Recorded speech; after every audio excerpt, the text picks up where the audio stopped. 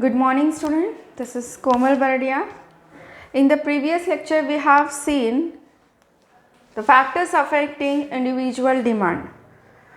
We have in the previous lecture we have started the demand analysis, in which we have seen what is the meaning of demand and the factors influencing individual demand. In today's lecture, we will see factor influencing market demand. Factors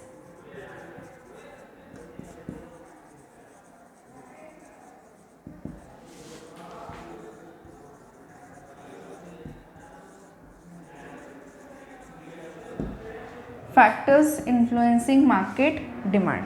okay, अब आज हम ऐसे factors देखने वाले हैं जिसका totally पूरे market demand पर इफेक्ट होता है. कुछ प्रीवियस लेक्चर में हमने देखा था कि ऐसे कौन से फैक्टर्स है जिसका ऐसे कौन से फैक्टर्स है जो सिर्फ इंडिविजुअल की ही डिमांड पे अफेक्ट करता है.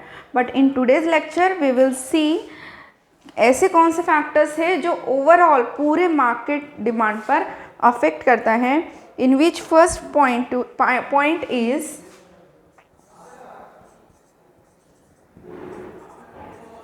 price of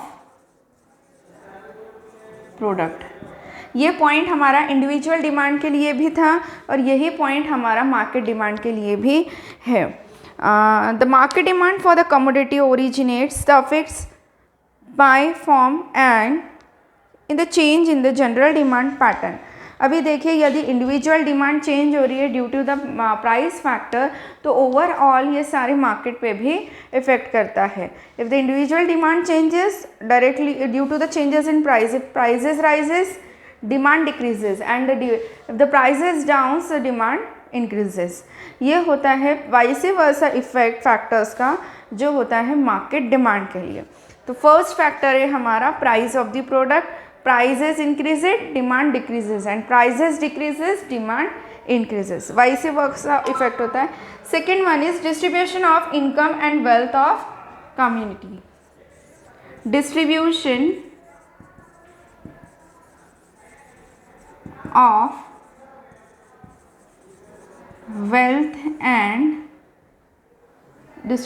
wealth and income in the community.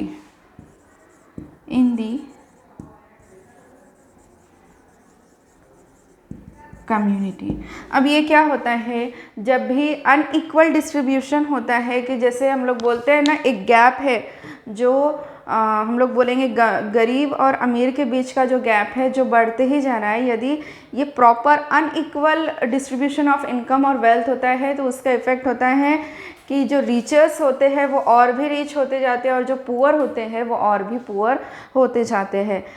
This is the result of unequal distribution of wealth and income in the society. But when there is a proper distribution of income in the society, तो उससे क्या होता है, demand भी increase होती है. जो ऐसा पर्सन है जिसकी पेइंग कैपेसिटी नहीं थी, अभी वो पे कर सकता है, तो डेफिनेटली वो क्या करेगा, प्रोडक्ट परचेस करेगा. लेकिन यदि सिर्फ जो रिचर्स है वही उस प्रोडक्ट को परचेस कर रहे हैं तो उसकी डिमांड कांस्टेंट हो जाती है.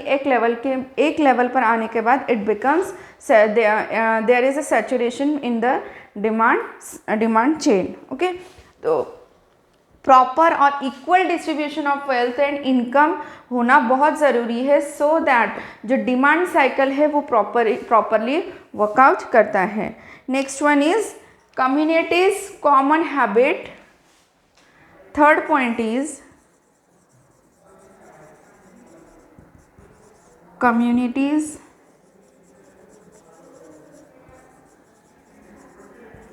common habit and scale of preferences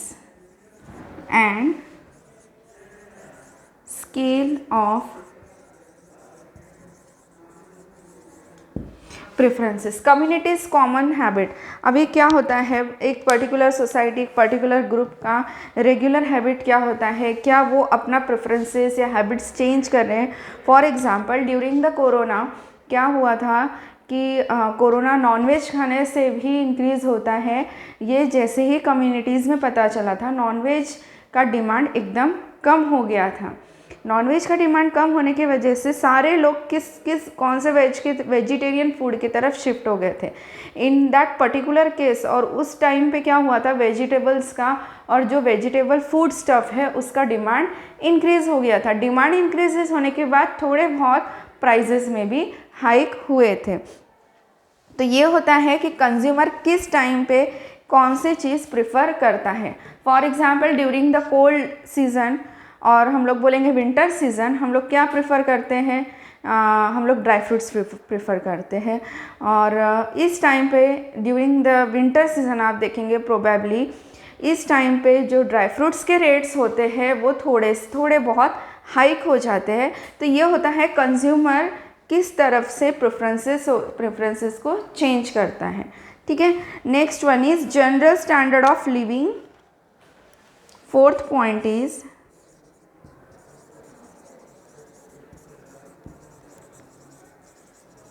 general standard of living and spending habits of people.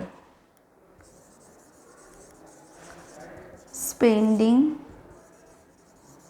habits of people. General standard of living, जैसे जैसे पर्सन की, एक पर्टिकुलर इंसान की क्या होता है, इनकम बढ़ रही है, उसकी वेल्थ बढ़ रही है, तो वैसे वैसे वो क्या करता है, एक प्रेस्टिजियस गुड्स की तरफ शिफ्ट होने लगता है। जो चीज़ वो पहले परचेस नहीं करता था, जो उसके हैबिट्स पहले नहीं थे, अब वो धीरे धीरे क्या करता है, उस हैबिट्स की तरफ शिफ्ट होने की कोशिश करता है या शिफ्ट होता है।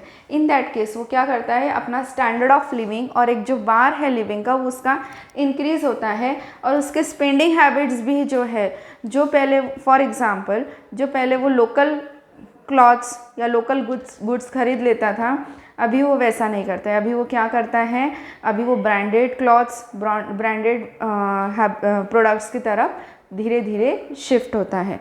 तो this is what when the individual adopt high standard of living. This is what when the individual adopts the high standard of living. तो this point general standard of living and spending habits, ये भी market demand पे बहुत ज़्यादा positively affect करता है। Our fifth point is age structure and sex ratio of population. Age structure and population sex ratio. अभी क्या होता है, एज फैक्टर भी डिपेंड करता है कि आपका प्रोडक्ट किस एज फैक्टर या किस एज ग्रुप के लिए बना है। तो एज फैक्टर सबसे पहले इफेक्ट करता है हमारे मार्केट डिमांड के लिए, और उसी के साथ है हमारा सेक्स रेशियो यानी जेंडर रेशियो जो है कि मेल ज़्यादा है या फीमेल्स ज़्यादा है। यदि सोसाइटी में फीमेल्स ज़्यादा है तो ऑटोमेटिकली द थिंग्स, और हम लोग बोलेंगे द क्लॉथ्स और ऑर्नामेंट्स जो फीमेल्स के लिए बनते हैं उसका डिमांड इंक्रीज़ हो जाएगा, और अपोजिट होगा मेल के केस में। तो ये भी बहुत ज़्यादा इफेक्ट करता है age structure and population sex ratio. Sixth one is, our sixth point is number of buyer in the market, number of buyer in the market and growth ratio। जब भी हम कोई प्रोडक्ट डिज़ाइन करते हैं तो हमारा, हम लोग बोलेंगे मार्केट, बायर्स मार्केट हमारा जो है वो फिक्स होता है कि आप कौन से सेगमेंट के लिए, जैसे सेगमेंट कहते हैं मार्केटिंग लैंग्वेज में, कौन से पर्टिकुलर सेगमेंट के लिए आप आपका प्रोडक्ट डिज़ाइन कर रहे हो। यदि आपका number of buyers in the market increase होता है, जो आपने एज फैक्टर डिसाइड किया था उस एज ग्रुप में, उस पर्टिकुलर ग्रुप में यदि बायर्स इंक्रीज़ हो रहे हैं तो ये क्या होगा, आपके प्रोडक्ट के डिमांड के लिए बहुत ही पॉजिटिव अफेक्ट होगा। डायरेक्टली उसका इफेक्ट होगा कि यदि आपके बायर्स बढ़ रहे हैं या फिर कोई ऐसे कंज्यूमर्स थे जो एक ब्रांड लॉयल थे, एक पर्टिकुलर ब्रांड को ही स्टिक होकर रहते थे, वो भी आपके ब्रांड की तरफ शिफ्ट हो रहे हैं, तो ये भी एक बहुत ही पॉजिटिव इफेक्ट होता है आपके मार्केट डिमांड के लिए। It's directly affect on the market demand of that particular product. Next one is future expectation. Our seventh point is future expectation. What happens, अभी कोई पर्टिकुलर इंडिविजुअल है, अभी इंडिविजुअल में भी फ्यूचर एक्सपेक्टेशन ये point हमने देखा है, सेम हम लोग देखेंगे हमारे मार्केट फैक्टर्स में भी। If the buyer is general expect the prices of the commodity will rise in the product, the present market demand will definitely hike. क्या होता है, यदि कोई पर्टिकुलर प्रोडक्ट का डिमांड है जो फ्यूचर में बढ़ने वाला है, ऐसा कंज्यूमर का एक्सपेक्टेशन है, ऐसा हो भी सकता है नहीं भी हो सकता है, लेकिन इसका इफेक्ट, ये एक्सपेक्टेशन, ये जो हम बोलेंगे लालच जो होता है कंज्यूमर का, उसका इफेक्ट ये होता है कि करंट मार्केट डिमांड हमारा टोटली बढ़ता है और it grows on upward size.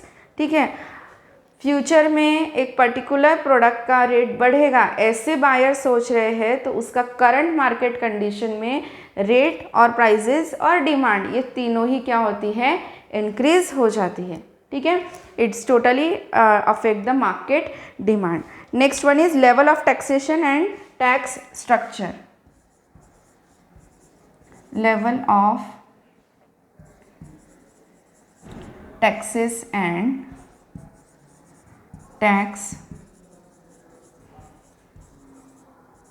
Structure. Level of taxes, अभी देखिए लेवल ऑफ टैक्सेस, यदि कोई प्रोडक्ट पे गवर्नमेंट ने टैक्सेस बहुत ज़्यादा हाइक कर दिए, तो इसका इफेक्ट ये होता है कि मार्केट में उसका डिमांड थोड़ा, हर कंज्यूमर, हर पर्टिकुलर जो इंडिविजुअल है उसके माइंड पे क्या इफेक्ट होता है, बाबा अब तो इस पर टैक्स भी लगने वाला है, इसकी डिमांड ऑटोमेटिकली कम हो जाती है। तो जो लेवल ऑफ टैक्सेस है related to that particular product, ये भी इफेक्ट करता है आपके मार्केट डिमांड के लिए। A progressively high tax rate would generally mean low demand of the goods in generally and vice versa, but highly taxed commodity will have relatively lower demand and untaxed commodity, if that happens, to become a remote substitute. Generally ऐसा होता नहीं है, क्योंकि जो भी highly, जो हमारे basic need वाले प्रोडक्ट है, जैसे हम लोग बोलेंगे सॉल्ट, वीट, इस पे गवर्नमेंट ऑलरेडी क्या करती है, कम ही टैक्सेस लगाती है, क्योंकि सबको पता है ये तो बेसिक नीड है, रोटी तो सबको लगना है और खाना बनाएंगे तो नमक सबको लगना है, तो उस पर गवर्नमेंट ऑलरेडी टैक्सेस कम पेड करके कम लगाती है। हाई टैक्सेस किस पे होते हैं, जो कमोडिटी क्या होती है, हम लोग बोलेंगे हाईली प्रोफाइल कमोडिटी है, जैसे लैपटॉप्स, कंप्यूटर या स्मार्टफोन, और हम लोग बोलेंगे जो भी एसी, ये सारे क्या हैं, हाई प्रोफाइल, बेसिक नीड्स में नहीं आते हैं ये सारी चीज़, तो उस पर टैक्स रेट क्या होता है, क्वाइटली हाई होता है। ठीक है, तो यदि ऐसा माना गया है, जब स्टडी की गई है मार्केट की, जो प्रोडक्ट के टैक्स रेट ज़्यादा होते हैं उसका डिमांड कम होता है। Next one is invention and innovation. Invention and innovation. Invention and innovation, generally what happens, क्या होता है, यदि किसी प्रोडक्ट के लिए पर्टिकुलर इन्वेंशन कंटिन्यूसली होता रहता है, या उसमें इन्वेंशन हो रहा है, नया नया प्रोडक्ट हर दिन हमारे पास आ रहा है, रिलेटेड टू क्या होता है, उस प्रोडक्ट में कंटिन्यूसली प्रोग्रेस हो रही है, तो उस टाइम पे क्या होता है, जो करंट मार्केट डिमांड है रिलेटेड टू पर्टिकुलर प्रोडक्ट, वो कम हो जाता है, क्योंकि पता है इससे रिलेटेड और कोई नया प्रोडक्ट हमारे पास आने वाला है। Now introduction of new goods और substitute as a result of invention innovation in the dynamic modern economy trends to the adversely effect on the current market demand और existing product. It is therefore, for example, the advent of electronic calculators had made the adding machine absolute. क्या होता है, अब जैसे laptops, computers, ये सारे आने के वजह से हम लोग बोलेंगे स्मार्ट टीवी, जो हम लोग बोलते हैं जिसमें ब्लूटूथ भी कनेक्ट हो जाता है इजीली, हम लोग हमारा जो भी एंटरटेनमेंट है वो हम लोग अडॉप्ट कर सकते हैं या हम लोग उससे एंटरटेन हो सकते हैं। ये सारे भी जो सारी चीज़ें इन्वेंट होते जा रही है, it's definitely affect the market demand. Next one is fashion. Next one is fashion. Our 10th point is fashion। अब देखिए फैशन जो है वो भी बहुत ज़्यादा मार्केट डिमांड को अफेक्ट करता है। फॉर एग्ज़ाम्पल जैसे कोई सेलिब्रिटी क्या वेयर कर रही है उस पर डिपेंड होता है लेडीज़ का जो हम बोलेंगे मार्केट डिमांड, उस पर डिपेंड होता है मेंटलिटी। अभी हम लोग बोलेंगे कुछ साल पहले एक पर्टिकुलर सोबर इयररिंग्स या टॉप्स का फैशन था। आफ्टर दैट अभी जो सेलिब्रिटी वेयर कर रहे हैं, जैसे वो झुमके वेयर कर रहे हैं तो मार्केट में झुमकास जो होते हैं उसके रेट्स हाइक हो जाते हैं। पहले हम लोग बोलेंगे सलवार सूट या पटियाला प्रेफर करते थे गर्ल्स, अभी क्या होता है all wears the one piece और हम लोग बोलेंगे इवनिंग गाउन। ये होता है कंज्यूमर के फैशन में चेंज होने का अफेक्ट। जैसे जीन्स का डिमांड भी बहुत बढ़ गया है क्योंकि it is a comfort zone भी बोल सकेंगे हम लोग, और फैशन के हिसाब से चलना लोग ज़्यादा पसंद करते हैं। नेक्स्ट वन इज़ क्लाइमेट और weather condition. 11th point is climate और वेदर कंडीशन। ठीक है, क्लाइमेट और वेदर कंडीशन। क्लाइमेट के हिसाब से, वेदर के हिसाब से भी मार्केट डिमांड जो है वो चेंज होती रहती है। फॉर एग्जांपल हम लोग बोलेंगे वुलन क्लॉथ्स का डिमांड कौन से सीज़न में होता है? ऑफकोर्स कोल्ड सीज़न और विंटर सीज़न में। वैसे ही अम्ब्रेलास और रेनकोट का डिमांड कौन से सीज़न में होता है? रेनी सीज़न में। हम लोग क्या करते हैं, वेदर के हिसाब से हमारा जो डिमांड है related to that particular product वो चेंज होता है। तो ऑफकोर्स क्लाइमेट और weather condition also affects the market demand. Next one is customs. Next one is custom. Demand for the certain goods is determined by the social customs और festival. Customs और हम लोग लिखेंगे यहाँ फेस्टिवल सो दैट आपको याद रहेगा। ठीक है, एक पर्टिकुलर टाइम पर ही क्या होता है उस चीज़ का डिमांड होता है। ये डिपेंड करता है आपका कस्टम्स पे, आप कौन से रिलीजन को बिलोंग करते हैं या फिर पर्टिकुलर फेस्टिवल पे कि उस फेस्टिवल के टाइम पर, फॉर एग्जांपल उस फेस्टिवल के टाइम पर कौन सी आपको चीज़ डिमांड ज़्यादा रहेगी। फॉर एग्जांपल रक्षाबंधन के टाइम पर ही राखियों का ज़्यादा डिमांड होता है, तो हम लोग देखेंगे मार्केट में ज़्यादा आपको राखियाँ ही दिखेंगी। ये हो गया फेस्टिवल। और एक एग्जांपल लेंगे जैसे क्रैकर्स या स्वीट्स, इसका डिमांड किस में होता है? ऑफकोर्स दिवाली सीजन में, दिवाली फेस्टिवल के टाइम ही क्रैकर्स या फिर हम बोलते हैं फटाके, ये इसका डिमांड ज़्यादा होता है। ठीक है, कस्टम्स एंड फेस्टिवल ये चीज़ें भी अफेक्ट करती है हमारी मार्केट डिमांड पे। Next one is advertisement and sales propaganda.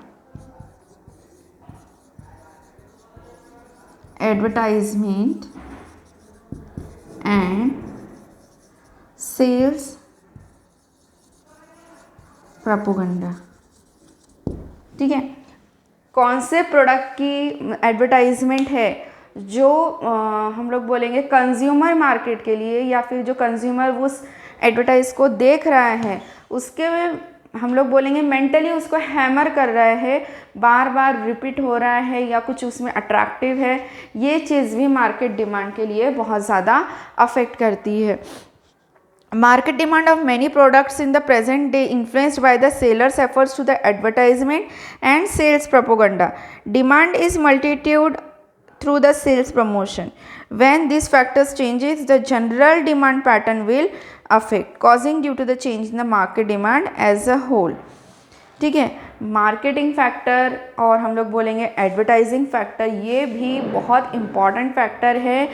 ये ऑफकोर्स हमारे मार्केट डिमांड पर अफेक्ट करता है। इसमें कुछ लिमिट्स होती है कि जो पर्सन बोलते हैं ना हम लोग लॉयल नहीं होता है रिलेटेड टू पर्टिकुलर ब्रांड या रिलेटेड टू पर्टिकुलर कंपनी, वही इसमें क्या करते हैं चेंजेस होते हैं।